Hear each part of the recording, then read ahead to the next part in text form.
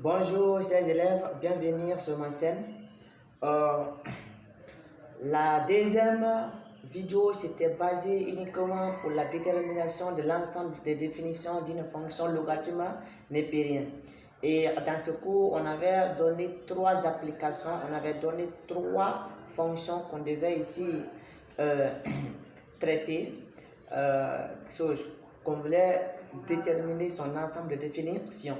Mais parmi ces trois fonctions, on avait déterminé l'ensemble de définitions de la première fonction qui était la fonction f.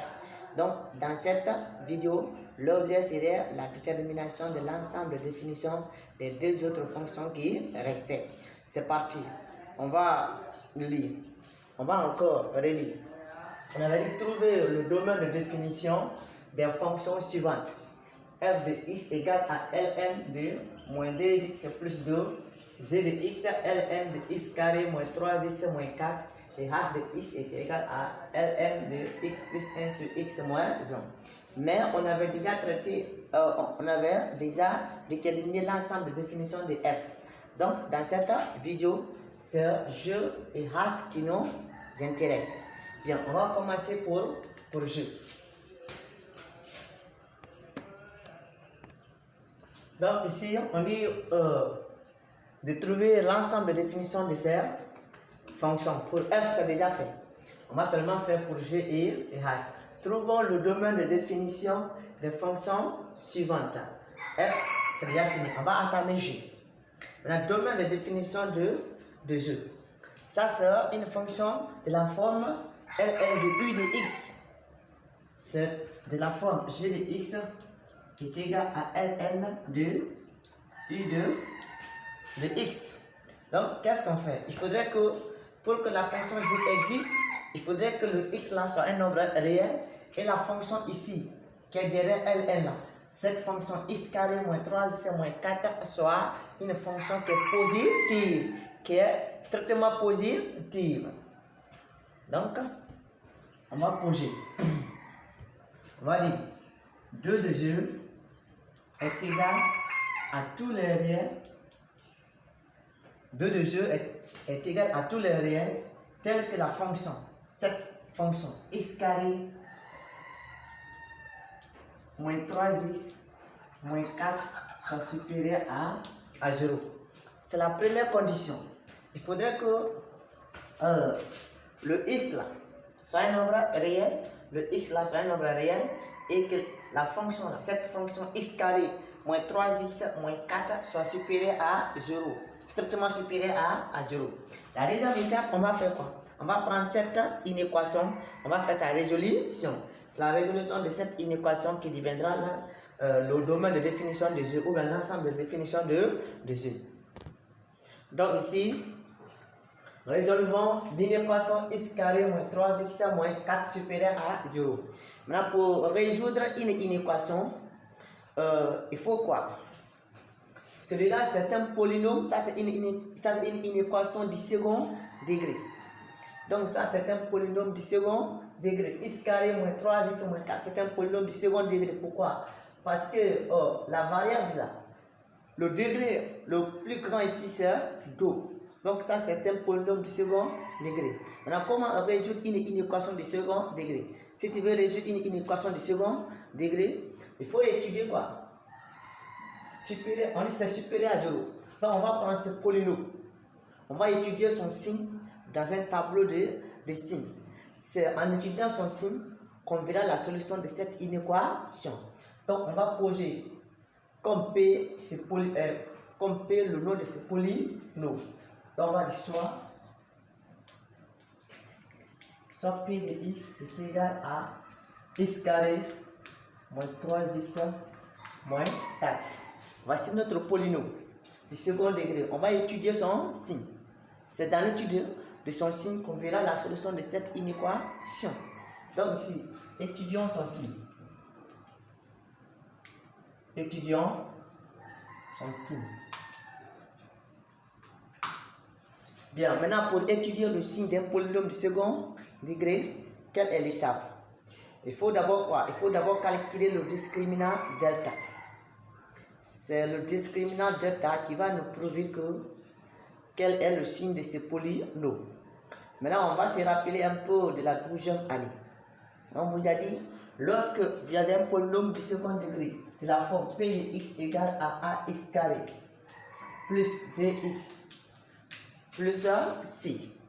Si tu veux étudier le signe de ce polynôme, tu calcules delta. Le delta est appelé discriminant. Sa formule c'est b au carré moins 4ac. C'est b au carré moins 4ac.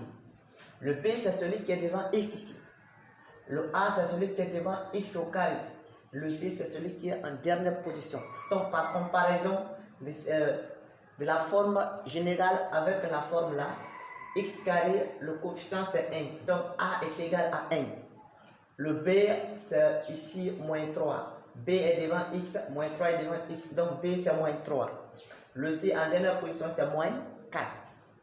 Donc par identification a c'est 1, b c'est moins 3 et c c'est moins 4. Maintenant après avoir calculé delta avec la formule là, c'est son signe, parce qu'après avoir calculé, tu peux trouver delta, soit c'est égal à 0, ou bien delta est supérieur à 0, ou bien delta est inférieur à 0. C'est les trois cas là qui peuvent se présenter.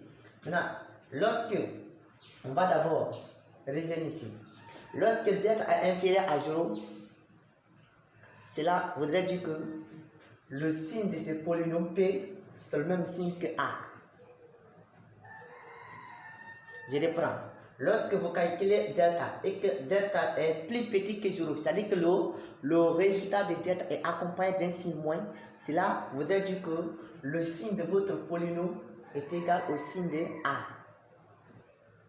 Si A est positif, c'est-à-dire que si c'est 2, supposons 2 est positif. Donc votre polynôme, son signe aussi c'est plus. Parce que 2, son signe c'est plus. Donc 2 est positif, donc votre polynôme c'est positif. Si A est négatif, supposons moins 3. Moins 3, son signe c'est moins ici, c'est négatif. Donc votre polynôme aussi c'est négatif. Bien. Alors, lorsque vous calculez delta, vous trouvez que delta est égal à 0. D'abord, si delta est inférieur à 0, cela voudrait dire que ce polynôme n'a pas de racine. Qu'il n'existe pas une valeur qui peut remplacer x. En calculant tout ça, le résultat vous donne 0. Non, ça n'existe pas dans R. Je dis bien dans R. Donc, il n'existe pas un nombre réel. Lorsque ce nombre réel est remplacé par x, le résultat vous donne en calculant. Le polynôme s'annule, le polynôme devient 0. Ça n'existe pas. Maintenant, lorsque delta est égal à 0, toujours le signe de votre polynôme est égal au signe de A. C'est le même cas ici. Si A est positif, votre polynôme aussi est positif. Si A est négatif, votre polynôme aussi est négatif. Mais si delta est égal à 0, c'est qu'il existe une double racine. C'est-à-dire qu'il existe un seul nombre, un seul réel qui peut annuler. Il existe un seul nombre réel qui, en remplaçant par x ici, le résultat vous donne 0. C'est une seule racine. Si c'est 2, c'est 2. Si c'est 3, c'est 3.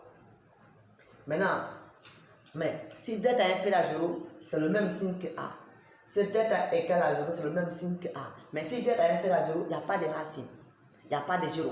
Lorsque delta est égal à 0, il y a une seule racine. Mais c'est double. Bon, c'est-à-dire que c'est 2, 2, 3, 3. Donc, c'est que c'est une seule racine. Maintenant, lorsque delta est maintenant strictement supérieur à 0. Alors, lorsque delta est supérieur à 0, il existe deux racines. Pourquoi? Parce que votre polynôme est du second degré. Tu vois? Le degré c'est combien? C'est 2. Donc il existe deux racines. Il existe deux racines qui annulent. Il existe deux valeurs de x qui peuvent annuler. Que ces deux valeurs, quand vous les remplacez dans votre polynôme, le calcul vous conduit à 0. Maintenant, lorsque delta est supérieur à 0, comment maintenant trouver le signe de ce polynôme? C'est pas comme si delta est égal à 0, c'est pas comme si delta est inférieur à 0. Si delta maintenant est supérieur à 0, comment trouver le signe de ce polynôme?